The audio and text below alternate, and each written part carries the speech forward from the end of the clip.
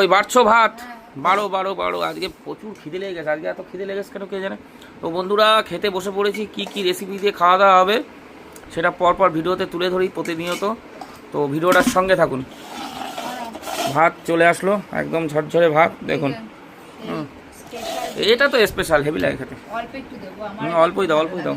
কাঁকড়ার ঘিলু হেভি লাগে, হেভি কাঁকড়ার ঘিলু। তারপরে রয়েছে প্রথমে আগে মানে সাদা তরকারিটা দিচ্ছি। সাদা সাদা বলতে জিরা ফোড়ন দিয়ে কাঁচকলা, কাঁচকলা ঝোল পাতলা মাছ দিয়ে, এই জ্যান্ত একদম দেশি ট্যাংরা মাছ, বান মাছ এই সব দিয়ে একদম জ্যান্ত। থাক থাক থাক, বেশি দিতে হবে না, ঝোল দিয়ে দাও। বলতে জ্যান্ত মাছের ঝোল।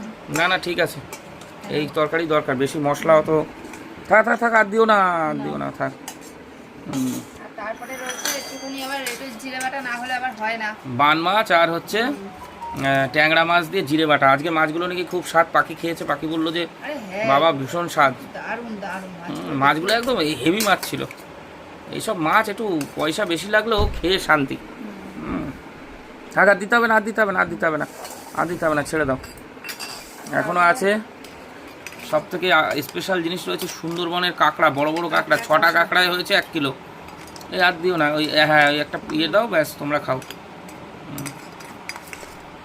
ব্যাস ব্যাস থাক। তাহলে আজকে 4 রকমের রেসিপি বন্ধুরা।